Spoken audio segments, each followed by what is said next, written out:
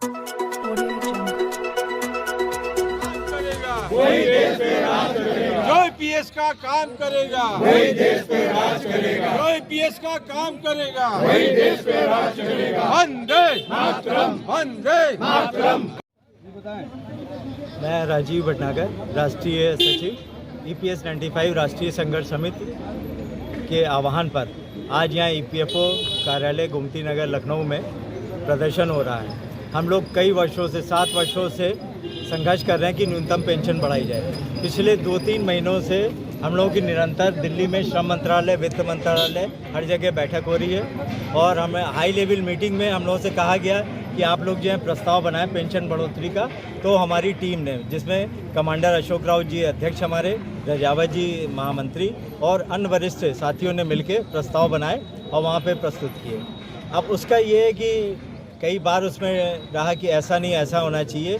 जिस तरीके से भी कहा गया, ईपीएफओ ने भी प्रस्ताव रखे, हमने भी प्रस्ताव रखे, जो प्रस्ताव चुने गए उनकी फाइल बना के तैयार कर ली गई है। परंतु ये फरवरी से तैयार है, 21 फरवरी से फाइल तैयार है, परंतु अभी तक उस पर कोई निर्णय नहीं लिया गया और ये चुनाव आचार संहिता लगने जा रही है और इसकी अंतिम बैठक मंत्रिमंडल की 13 मार्च को होने वाली है। तो हम लोगों का देश भर में आज सारे ईपीएफओ कार्यालयों पर प्रदर्शन है।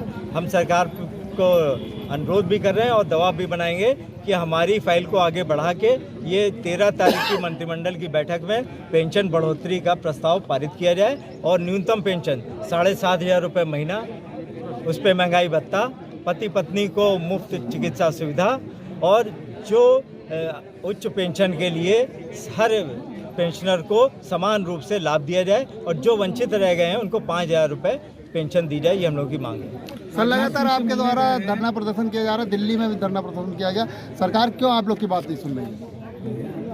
ऐसा हम लोग थोड़ा सा उनको ये लगता है कि ये वृद्ध लोग हैं, ज़्यादा कुछ कर नहीं सकते। हम लोगों के पास ट्रैक्टर नहीं है, हम लोगों के पास भाले नहीं है, बम नहीं है, तो हम लोग तो अपने जुबान से जो हम लोग को आराम करना चाहिए उस टाइम पे हम लोग संघर्ष कर रहे हैं और सरकार हमारी बात सुन नहीं रही है। सरकार के पास सबसे बड़ा फंड है विश्व का, ईपीएफओ का 9 लाख करोड़ रुपए का फंड है, कॉर्पस है इनके पास।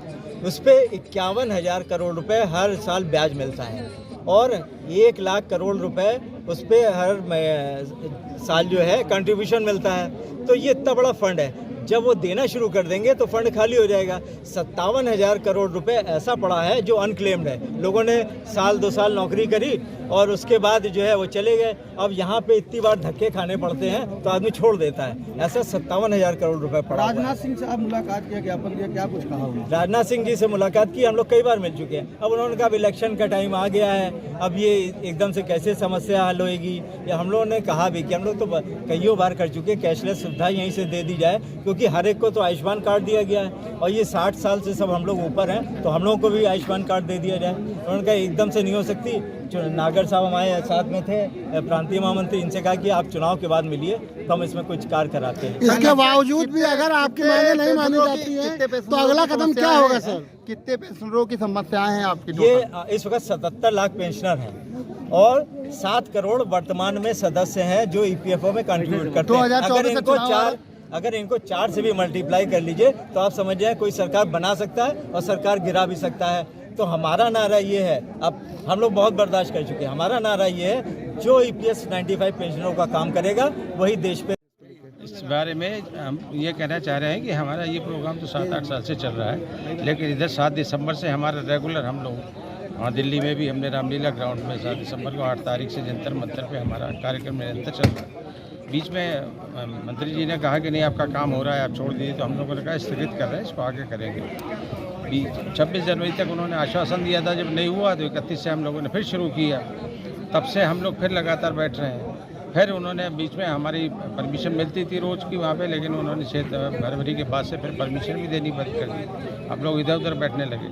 अब हमारी जो मेन डिमांड है वो सबसे कम डिमांड है, वो भी अपने पैसे की डिमांड है कि 7,500 रुपये प्लस डीए हमको दिया जाए, प्लस पति पत्नी को मुफ्त चिकित्सा सुविधा दी जाए। ये मुख्य 2 डिमांड है और उनके लिए भी हमें कोई अलग से पैसे की ज़रूरत नहीं है। अभी जैसे हमारे राष्ट्रीय सचिव महोदय ने भी आपको बताया था कि उसके लिए सारे फंड्स हमारे पास मौजूद हैं, उसमें से दिए जा सकते हैं। उसके बाद 2-3 मीटिंगें हमारी हो गई प्रधानमंत्री जी के साथ 2 बार मीटिंग होगी। अभी अब 2 मीटिंगें जो है श्रम सचिव और आपके वित्त सचिव और इन लोगों के साथ भी हो गई। सब लोगों को बता दिया गया, 3-3 घंटे की हमारी बैठक हुई, सारी डिटेल्स उनको दे दी गई। उन्होंने कहा कि नहीं अच्छा है। उन्होंने कहा हमसे आप भी अपना प्रस्ताव बना करके लाइए, तो 4 प्रस्ताव हम लोगों ने बना करके दिए।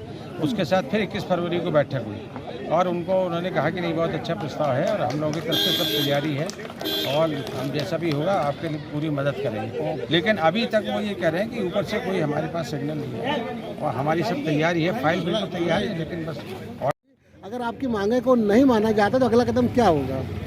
हम लोग अगला कदम हम लोग जैसे कार्यरत कर रहे हैं वैसे बराबर अनवरत हम लोग उनसे दिल्ली भी मिलते रहेंगे और श्रम ये जो है हम लोग संघर्ष पूरी तरह से संघर्ष होगा और हम लोग एकजुट हैं और एकजुटता से हम लोग संघर्ष करते रहेंगे। अगर हमारा नहीं पैसा दिया तो हम लोग फिर दिल्ली जाएंगे और फिर ऐसे ही संघर्ष करते रहेंगे और एक साथ मिलजुल के अपना नाम बता दीजिए। गीता वर्मा द्विवेदी, संयुक्त सचिव उत्तर प्रदेश EPS 95 का हूँ। मेरी मुख्य जो डिमांड है वो 7,500 प्लस DA और पति पत्नी की मुफ्त चिकित्सा सुविधा है और आज हम 7 साल से यहाँ पर संघर्ष कर रहे हैं, लेकिन सरकार हमारी सुन नहीं रही है। अब वो समय आ गया है कि अगर मेरी सरकार नहीं सुनेगी तो निश्चित रूप से हम कोई बड़ा कार्यक्रम करेंगे और 2024 में हम वोट की चोट देने का काम भी करेंगे। काम करेगा वही देश पे राज करेगा। जो EPS का काम करेगा वही देश पे राज करेगा। जो EPS का काम करेगा वही देश पे राज करेगा।